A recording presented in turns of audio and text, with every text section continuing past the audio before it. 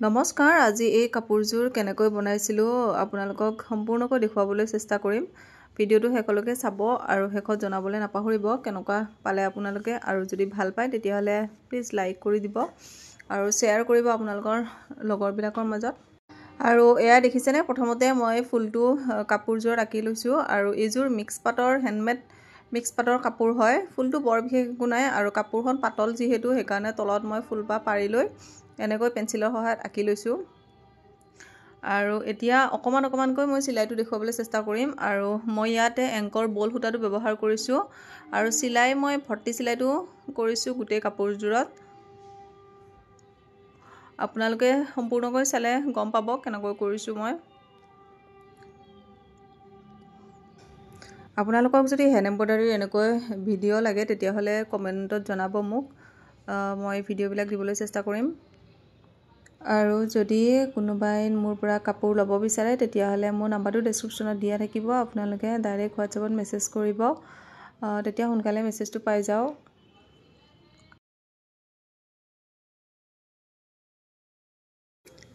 গোটেই কাপোৰযোৰত মই পাতখিনি এনেকৈ কৰিছো ইয়াত যদি কিবা আপোনালোকে বুজি পোৱা নাই তেতিয়াহলে মোক কমেন্টত জনাব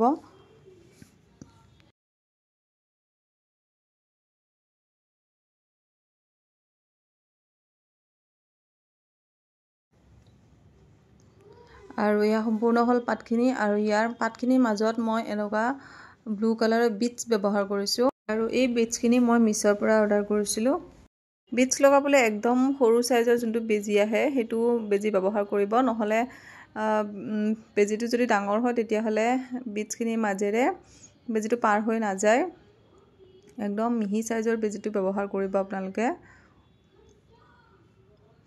আৰু বেজি আৰু কাপোৰ সিলোৱা সূতাটো মই ব্যৱহাৰ কৰিছো কাপোৰ সিলোৱা সূতাৰ সহায়ত এনেকৈ সিলাই লগাই যাম বিটসখিনি এখিনি সিলাই উঠি আকৌ মই তলত অলপ আঠা দি ফিক্স কৰি দিছিলো সেইখিনি আসলতে ভিডিও কৰা নহলে আৰু আঠা মই B7000 ৰ আঠাটো ব্যৱহাৰ কৰিছো আৰু মাজত এডাল পাতখিনিৰ মাজত এডাল এনেকৈ দীঘলকৈ এডাল দিছো এডালো মই এনেকৈ আঠাৰ সহায়তে লগাইছো কিন্তু আগৰ কাপোৰযোৰ যোনযোৰ প্ৰথমযোৰ কাপোৰ বনাইছিলো তাত মই সিলাই কৰিয়ে লগাইছিলো তেতিয়াও একো বেয়া নহয় সিলাই কৰি আপোনালোকে লগাব পাৰে কিন্তু আঠা লগালে অলপমান সহজ হয় আৰু এতিয়া আপোনালোকক কাপোৰযোৰত লগোৱা অৰ্গেঞ্জাৰ ফুলখিনি কেনেকৈ বনাইছো সম্পূৰ্ণকৈ দেখুৱাম আৰু তাৰ কাৰণে মই এয়া অৰ্গেঞ্জা সিল্ক যোনটো কাপোৰ আহে হেতু মিটাৰকে 1 মিটাৰ কৈ আনি লৈছিলো তাৰ পিছত মই এই কাপোৰখিনি তিনটা সাইজত ৰাউন্ড কৈ কাটি লৈছো আৰু তাৰ কাৰণে মই এটো ছোৱালীৰ খেলনা বস্তু আছিল তাৰে তিনটা সাইজৰ লৈ হেনেকৈ ৰাউন্ড কৈ কাটি লৈছো আপোনালোকে কম্পাস নহলে যিকোনো কিবা বস্তু এনেকে সহায়ত কাটি লব ইয়া দেখিছেনে প্ৰথমতে তিনটা কালাৰতে এনেকৈ ধুনিয়াকৈ ৰাউন্ড কৈ মই কাটি লৈছো আৰু এটা সাইজত নহয় কিন্তু তিনটা সাইজ এটা যদি ডাঙৰ হয় তাৰ মাজৰটো অকমান সৰু তাৰ পিছতো আৰু অকমান সৰু এনেকৈ তিনটা সাইজত কাটি তাৰ পিছত সাইডটো এনেকৈ লাইটাৰৰ সহায়ত পুৰি দিছো তেতিয়া এটা ধুনিয়া শেপ আহি যায় ফুলপা বনাবলে কাপোৰটো এটা সাইডে এনেকৈ ভাজ লাগি যায় আৰু ইয়া দেখিছেনে বহুত গিটা এনেকৈ লেয়াৰ তিনটা চাৰিটা লেয়াৰ দি সিলাই কৰি লগাইছো তাৰ পিছত এনেকৈ তিনটা চাৰিটা মান সিলাই মাৰি ফিক্স কৰি দিছো আৰু এইখিনতে এটা কথা কও এই বিটস আৰু এইবিলাক ফুল লগোৱাৰ আগতে কাপোৰযোৰৰ মেখেলাখন আপোনালোকে সিলাই লব ফলস যি লগাব লগা থাকে আগতীয়াকৈ লগাই লব নহলে ফুলখিনি লগোৱাৰ পিছত কিন্তু মেখেলাখন সিলাবলৈ দিগদাৰ হ'ব মেচিনত সিলালে বেজি ভাঙিব নহলে কাপোৰখন বেয়া হৈ যাব সিলালে সেই কাৰণে আগতীয়াকৈ প্ৰথমতে পাতখিনি সিলাই লব এমব্ৰয়ডাৰী কৰি লব তাৰ পিছত ফলসটো লগাব তাৰ পিছত লগোৱাৰ পাছত এইবিলাক বিটস আৰু ফুল এইবিলাক যি মটি এইবিলাক লগাই তাৰ পিছত লগাব আৰু এইখিনি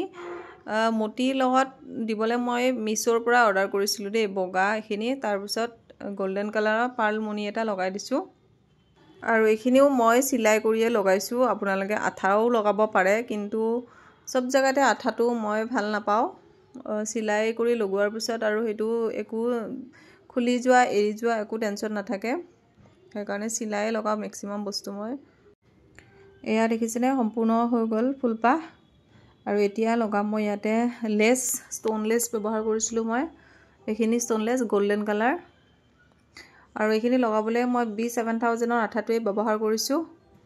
B7000ৰ সলনি আপোনালোকে ফেব্ৰিকালৰ আঠাটো ব্যৱহাৰ কৰিব পাৰে। আঠাখিনি প্ৰথমতে এনেকৈ লগাই তাৰপিছত ষ্টোনলেছটো ব্যৱহাৰ কৰিছোঁ। আৰু ষ্টোনলেছখিনি মই দোকানৰ পৰা আনিছোঁ, আপোনালোকে মিছোৰ পৰা ল'ব পাৰে। মিছোত অকণমান দামটো কম হয়, তাৰ পৰা ল'ব পাৰে। আঠাখিনি লগাওঁতে খালি অকণমান সাৱধানকৈ লগাব। যদি আঠাখিনি ইফালে সিফালে অকণমান লাগি যায় তেতিয়া কিন্তু দেখিবলৈ বেয়া লাগিব, পানীৰ নিচিনা কিবা এটা দাগ হৈ থাকিব। যদি মানে লাইট কাপোৰত বনায় আৰু লাইট কালাৰ কাপোৰত বনায় তেতিয়া।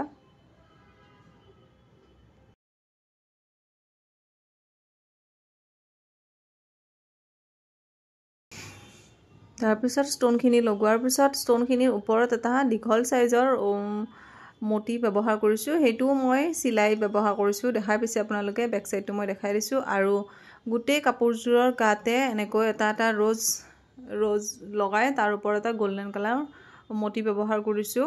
আৰু ৰ'জকেইটাও মই গোটেইকেইটা চিলাই দিছোঁ। আৰু এইখিনি দহিখিনি মই বিটছৰ সহায়ত বনাইছোঁ, কাৰণ যিহেতু আজিকালি বিটছ দহিটো বহুত ট্ৰেণ্ডিঙত চলি আছে। সেইকাৰণে মই ভাবিলোঁ কাপোৰযোৰ যিহেতু ইমান ধুনীয়া হেভিকৈ বনাইছোঁ, তো তাত যদি এনেকুৱা বিটছ দহি দিওঁ তেতিয়া বেছি ভাল লাগিব। আৰু সেয়াও অকণমানকৈ আপোনালোকক দেখাই দিছোঁ। যদি ইচ্ছা কৰে আপোনালোকে বনাব পাৰিব। আৰু ভিডিঅ'টো বহুত বেছি দীঘল হৈ গৈছে, স্কিপ নকৰাকৈ চাব খালি আপোনালোকে, তেতিয়া সম্পূৰ্ণকৈ চালে বুজি পাব। আপোনালোকক বহুত সহজকৈ দেখুৱাবলৈ চেষ্টা কৰিছোঁ। আশা কৰিছোঁ আপোনালোকে ভিডিঅ'টো চাই ভাল পাইছে।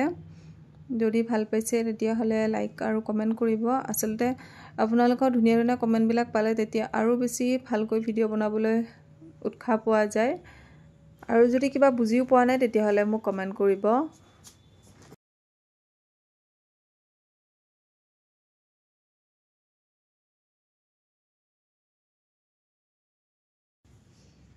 আৰু এইখিনি ফুল মই বুকুত পৰাকৈ দিছোঁ দেই।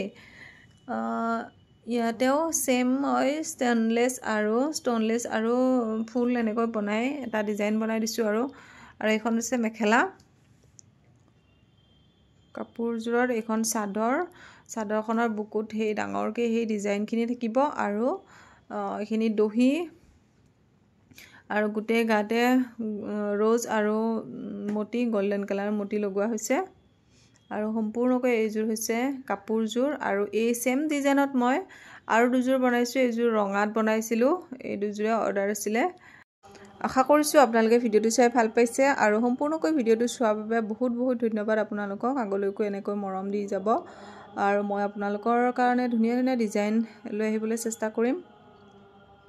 আজিলৈ আহিছোঁ।